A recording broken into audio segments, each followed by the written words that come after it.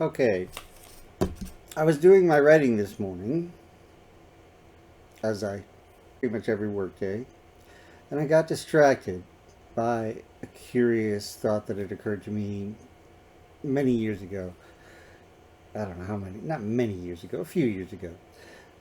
I'm a something of a comic book fan, and somewhere on some Facebook group or discussion, someone had been talking about Superman's powers and stuff like that, and solar stuff and everything like that, and why it would have anything to do with him being close to a yellow star. And it occurred to me at that time, and I kind of mentioned it in a comment, that maybe Superman gets his power from neutrinos.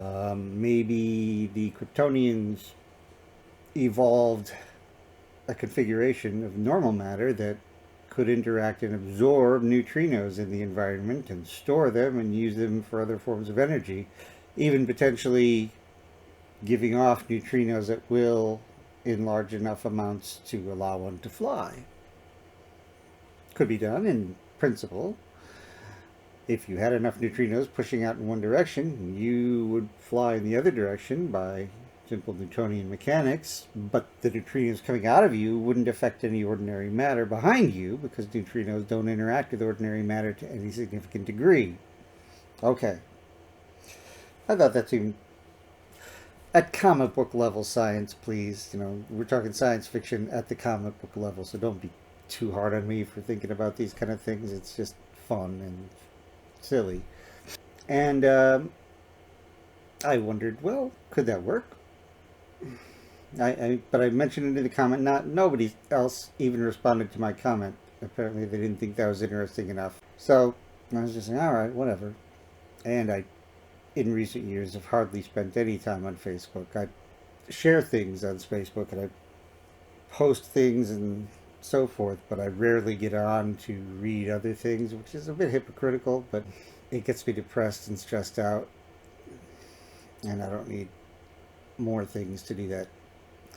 But anyway, while I was writing, because it's a horror story that has some elements that cross over into science fiction because it is related to H.P. Lovecraft stuff, and his stuff is almost borderline science fiction when it's horror. And for some reason, it triggered this thought about neutrinos and so forth. And I thought about how many neutrinos go through a human body every second. And I seemed to remember the rough estimate of about a trillion. And so I looked up a typical energy range of a solar neutrino, and somewhere somebody was in an article said that a typical solar neutrino probably has the tens to hundreds of electron volts.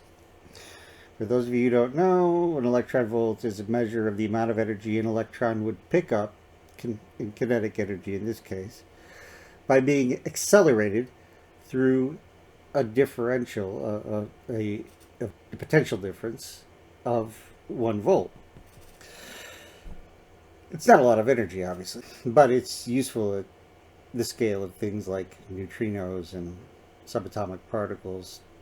If I recall correctly, the Higgs boson that's been discovered has a rough mass in the range of the 100 plus, somewhere in the mid to high hundreds, if I remember correctly, giga electron volts, excuse me, which means billions of electron volts. But I'm sure I'm off by a bit there. Anyway, it's a relatively massive particle. So I thought to myself, well, let's do a back of the envelope calculation here. Back of the envelope calculations are some things you do to sort of test basic ideas. You're not trying to be too precise or specific, but you want to try to just get an idea of whether, given the math, this idea could even potentially work. And, I, for some reason, wanted to be distracted from my writing, or was willing to be distracted. So I did some of the numbers, and I thought, okay, well, if a trillion well, they're electron neutrinos. Most of the ones from the sun they may be anti-electron neutrinos. Not good enough at particle physics to remember that off the top of my head. But if there's about a trillion of them passing through a human body or a Kryptonian body, per second. I did the math. Okay, a trillion per second times and I assumed about 100 electron volts at the time. So that's 100 trillion electron volts per second. And, there's 1.6 times 10 to the negative 19th joules per electron volt. A joule is a kilogram meter per second squared. That's the standard unit, SI unit of energy. Obviously, it's expressed in the form of kinetic energy, the amount of energy a kilogram has when moving at when being accelerated, not moving, the amount of energy required to accelerate 1 kilogram, 1 meter per second squared. That's force, I guess that would be. Now I'm getting confused. A joule is a kilogram meter per second. Give me a moment. Okay. I was getting myself, I knew I was thinking about it wrong. A kilogram meter squared per second squared. And what it basically means is the amount of energy acquired by a force accelerating 1 kilogram at a meter per second squared over the course of a meter.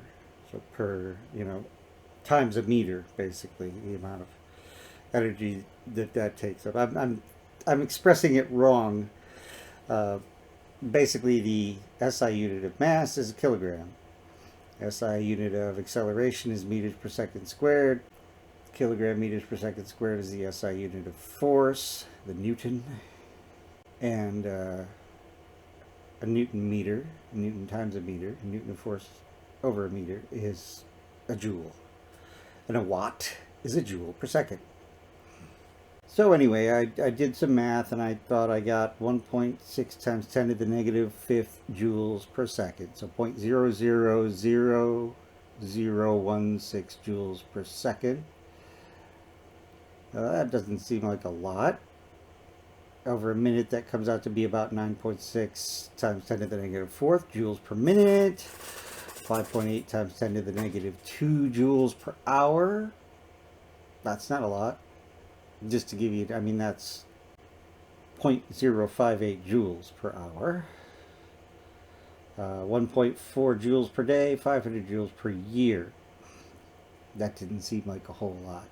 Then I sort of looked it up again and I realized, okay, wait, I was underestimating. The guy had done better math, and apparently there are about 600 trillion solar neutrinos passing through each of us every second. And I had done 1 trillion, so I multiplied my amount by 600. That gave me 300,000 joules per year. That's started to get a little more impressive, but not a lot. And then I sort of looked a little more deeply into better sources and realized, okay, the typical solar neutrino is 400 kiloelectron volts, not electron volts. So I was off by a factor of about 1,000. Maybe as much as 4,000. So multiplying 300,000 joules by 4,000 gives you 1.2 billion joules per year. That's a little more credible amount of energy. And so doing the math for that, I realized, okay, so since he's been on Earth, say, Kal-El absorbed 1.2 billion joules per year, sounds like a lot. But it turns out, unless I've made a math error here, to be only enough to power a 100-watt bulb for 140 days. Now, that's a fair amount of power, obviously, and we can assume that that's in addition to whatever ordinary energy his body provides through food and all that other stuff.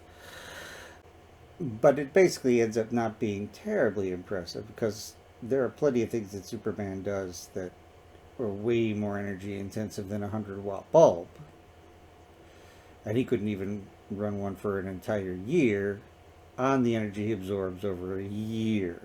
But I thought to myself, now wait, there are other processes going on that produce neutrinos in the sun as much as 18 mega electron volts, according to the article in Wikipedia, which seemed well cited and reasonable, and it had some good graphics of that. So I looked at the graphics. Okay, there, of those, there's about 10 to the 2, 10 squared, 100 per centimeter squared per second striking the Earth. 100 of those, 18 mega electron volts. Okay, that gets to be 10,000 of them per meter squared, or a human body being about 0.88 square meters. 8,800 of those neutrinos per second. Each one 18 mega electron volts. That's 18 million, or 1.8 times 10 to the 7th. So I thought, okay, well, how much energy is that? That's 1.6 times 10 to the 11th electron volts per second. Sounds like a lot, but remember, an electron volt is 1.6 times 10 to the negative 19th joules. So that comes out to be 2.5 times 10 to the negative 8th joules per second. About 1.5 times 10 to the negative 6th joules per minute. 9.1 times 10 to the negative 5th joules per hour. Or 2.1 times 10 to the negative 3rd joules per day. That's 0.0021, keeping significant figures to 2 joules per day. That's less than 1 extra joule per year. In 100 years, you could power a 100-watt light bulb for 1 second.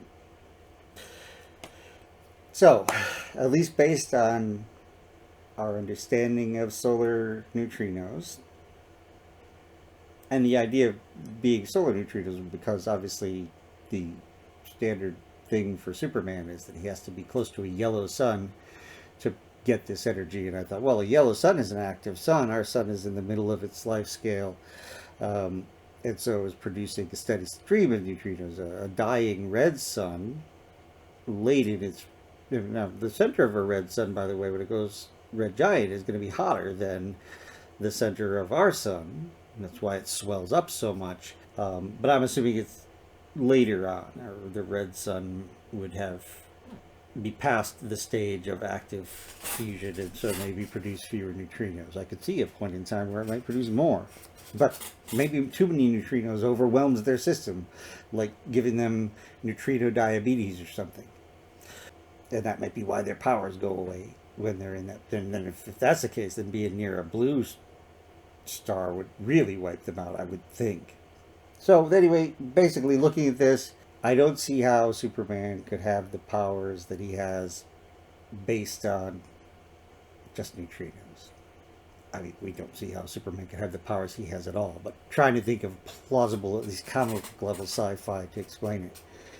He could even have a large field, of course, surrounding himself. It may not necessarily be something confined to his body, so he may have an effective cross-sectional area quite a bit larger than 0.88 square meters. That might change things, but it wouldn't change it many orders of magnitude, I wouldn't think. And again, Superman can fly. He can lift impossible weights. He can shoot beams of heat from his eyes that apparently bleed over into the red end of the spectrum. So, based on all that, we can pretty safely rule out the neutrino hypothesis as explaining Superman's powers as we understand neutrinos at this time. That was kind of fun, although disappointing.